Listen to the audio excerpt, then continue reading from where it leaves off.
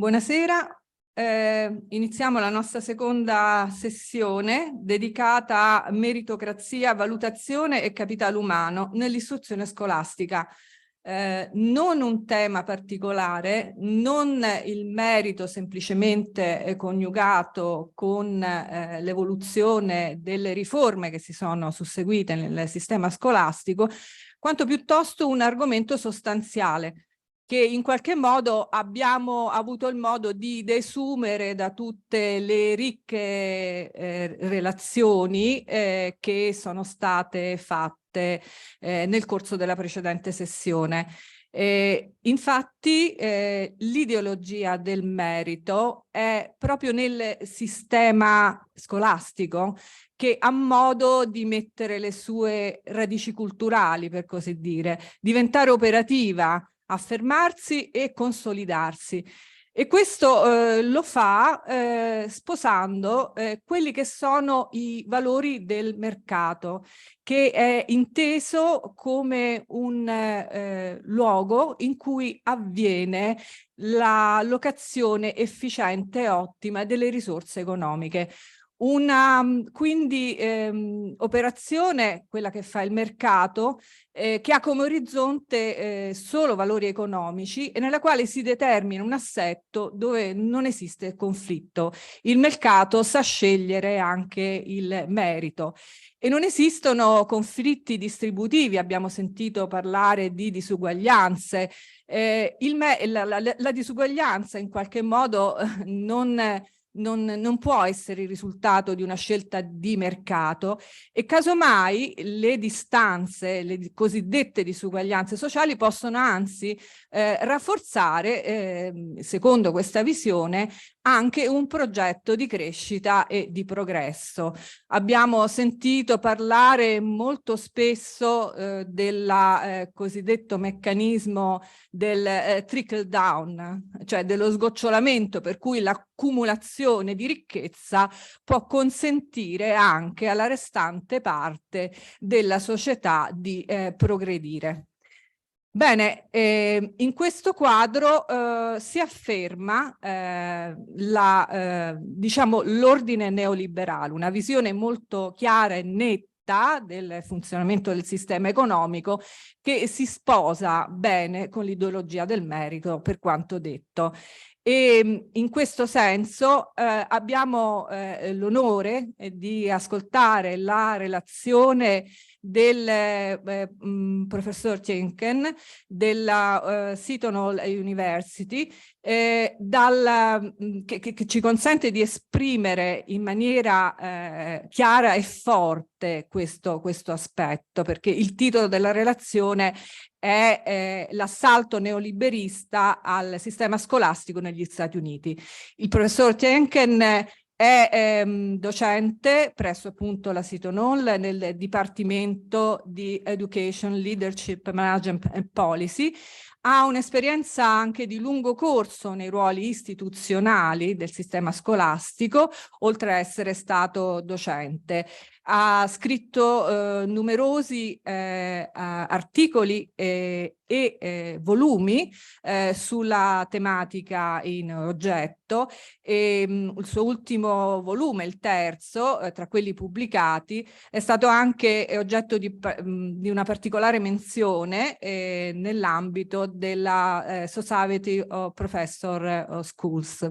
Il professor Tienken ha inoltre diciamo alcune collaborazioni anche in ambito italiano, ha collaborato anche con l'Università di Roma 3 e con l'Università di Catania. A questo punto io gli lascio la parola affinché appunto possa illustrarci in maniera molto articolata quanto abbiamo appena introdotto. Grazie.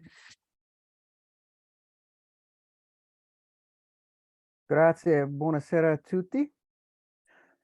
È un piacere di vedervi. I miei parenti sono italiani, ma purtroppo non parlo bene italiano, ancora imparo. Quindi parlo inglese, ma ho scritto i slides in italiano. Mi scuso per gli errori negli slides, ma grazie mille per l'opportunità di parlare con voi oggi. Vorrei poter essere lì con te, ma non era possibile in questo momento. Spero che possiamo andare a Trento quest'estate quando veniamo in Italia. Sembra un bel paese. Vedremo. So thank you so much for having me this afternoon with you. I'll make very brief comments today.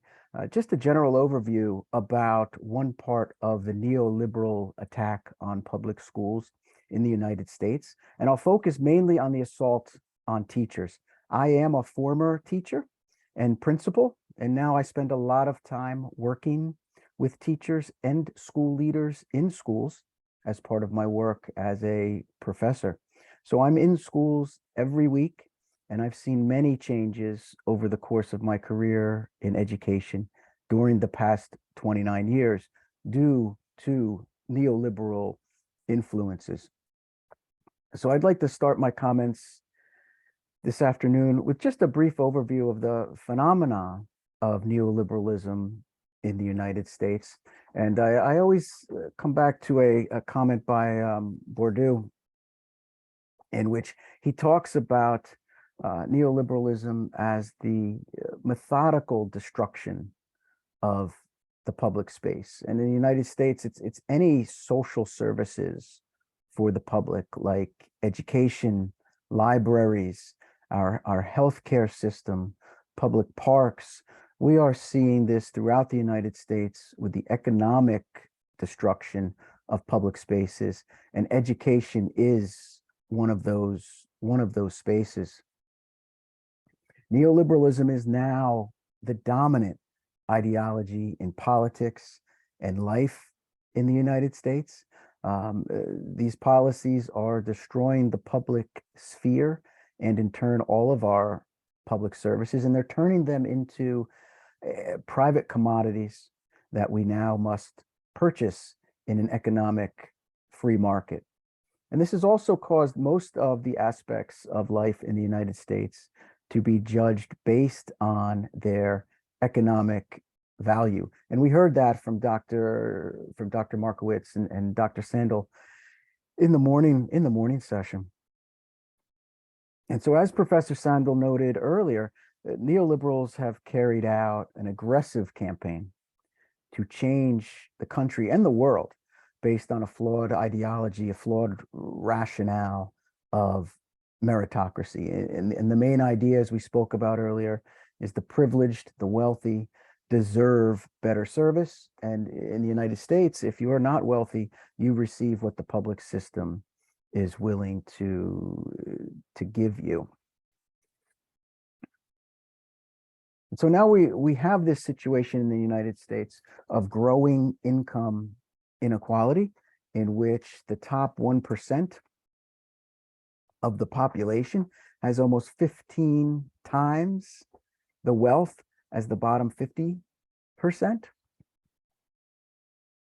And we're seeing an overall goal of neoliberalism in the United States is to create a two-tiered system in which a small percentage of the people control the resources and they receive the majority of the quality services. And in fact, we had a study from Princeton University in 2014, and it noted that this is already happening. The government of the United States has already changed. It's already transformed from a representative democracy into a plutocracy. So we are currently living in a situation in which a very small number of elites are deciding the fate of the country, and in many cases deciding the fate of large parts of the world, including the future of public education in the United States. And most of the people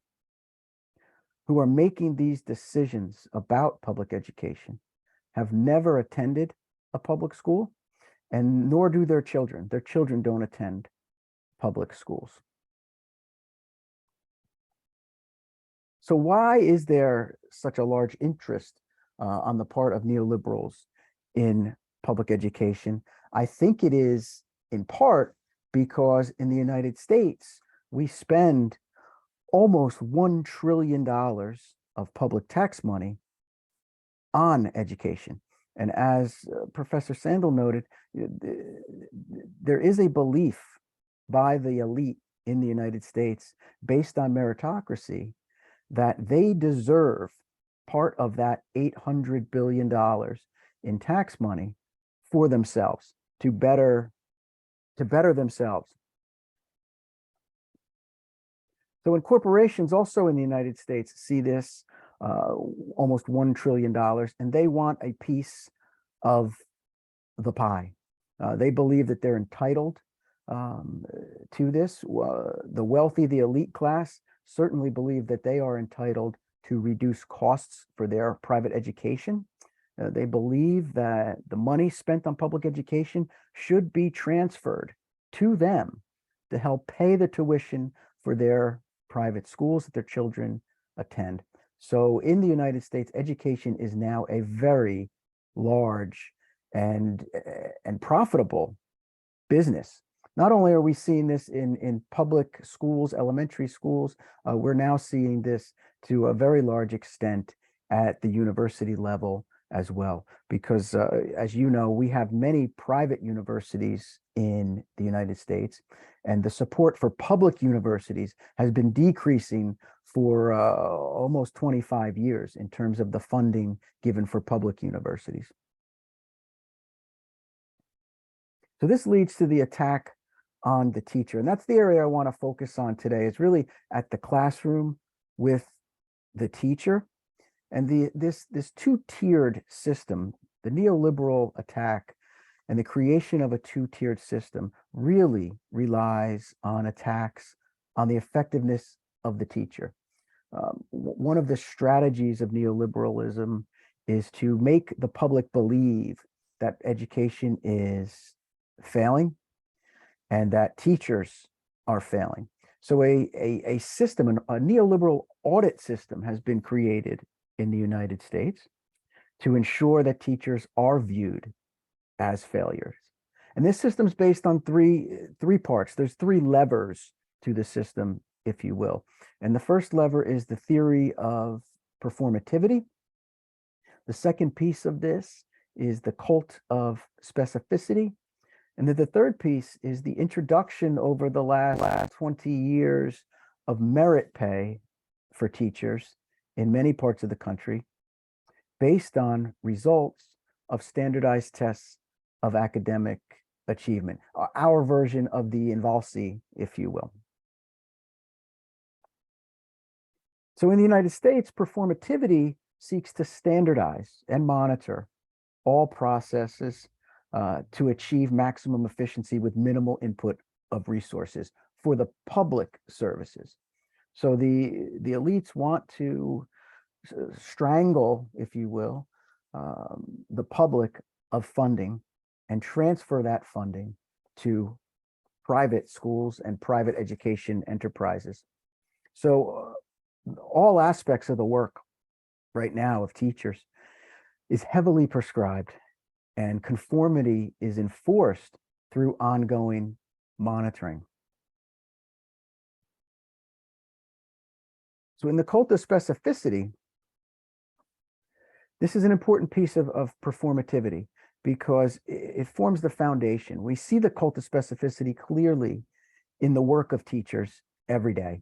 Every aspect of teaching in schools now is broken down into its component parts, and each part is closely monitored and closely judged. Teachers are assaulted every day in a system that ensures they cannot be successful. There's no longer professional autonomy for the teacher in the United States. And just as Professor Markowitz had described, workers as being servants to production, the teacher is now the servant to the neoliberal system here.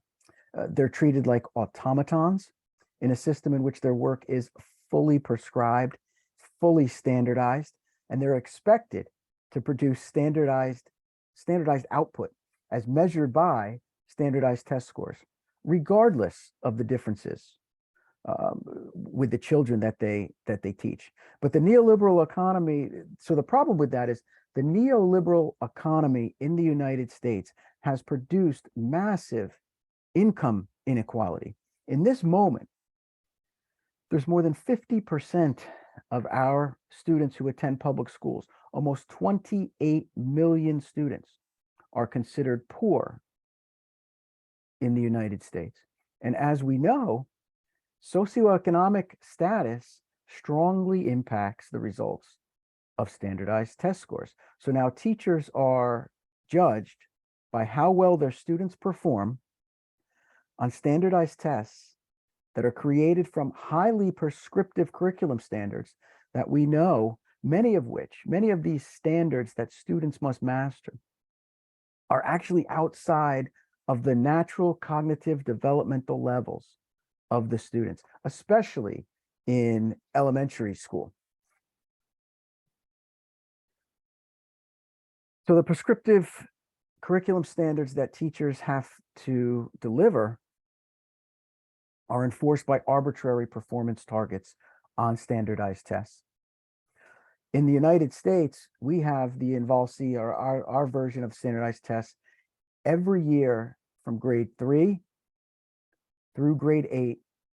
Every year, students have to take these tests, and then one time in high school. And now in many states, teachers are subjected to merit pay based on the results. So now teachers are in a situation in which the curriculum that they must teach is in some cases developmentally inappropriate for their students. And then the students must take standardized tests on material that is outside of their developmental levels. And then the teacher is judged and rewarded or punished economically based on the results from the tests of those students. So they are stuck in a cage, una gabbia, if you will, of performativity, and they cannot get out. In addition, in the United States, every teacher is observed, evaluated in the classroom by the principal 1, 2, or 3 times a year. The evaluation systems that are used in our various states include up to 60 specific criteria that teachers are evaluated on when they are teaching a lesson. That's an incredible amount of criteria to be judged upon if you were a teacher. So overall, our teachers are kept in a constant state of believing that they are going to fail. They're now completely governed by external forces that seek to cause them to fail. They are set up in a system to fail, set up by neoliberal policies, because neoliberals can then demonstrate the need for the 2-tier system. If they can make the public system fail, that will support their argument that the public system does not merit tax dollars, and that those tax dollars must be diverted to a new system, a private system for the wealthy. And as we know, Michael Foucault has said, and we're in this situation now, almost 30 years, 40 years later, teachers are fully directed by outside forces. They have lost all of their professional autonomy to neoliberal policies. So the classroom in the United States has now been transformed into a nested system, if you will, of neoliberal education, with constant auditing of student performance by the teacher, and then constant auditing of teacher performance by the state.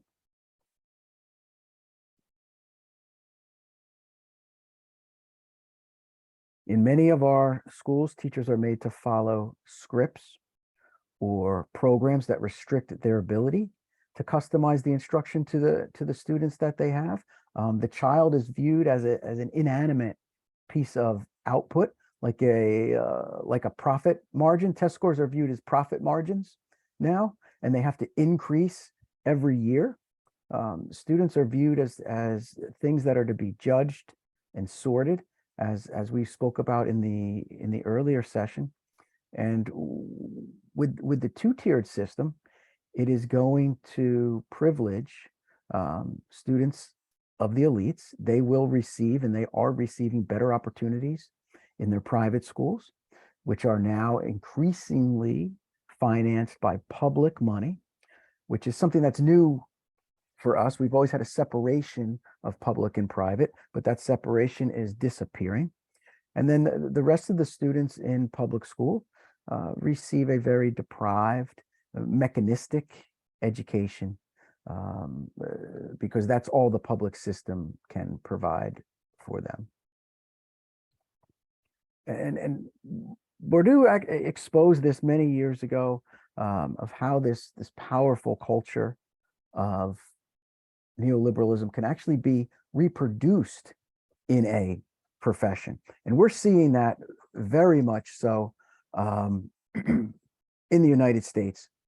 The system of neoliberal education is actually becoming self-sustaining, with those now in leadership positions in many areas of education carrying out neoliberal policies with zeal in order to improve their own performance, their own rankings, their own sense of self-efficacy, their own wealth, on the backs of children and teachers. So we're in a dangerous situation now, where I think neoliberalism has become entrenched in the system, and more of the leaders in that system actually believe in the neoliberal ideology.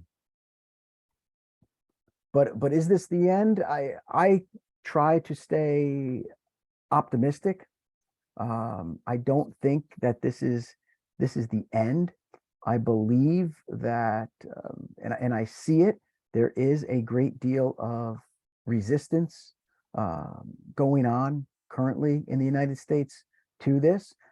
There's very strong economic forces that really want a two-tiered system and are working to make it happen, but there's also very strong forces opposing it. So we see resistance in our teacher unions, although they're small, but they are strong. We see resistance on the part of some parent groups, by some of us in higher education are trying to resist this. So there is a loosely knit coalition of groups across the country working to resist these forces. But the amount of money being put forth to create this dual system of neoliberal education it's very powerful, and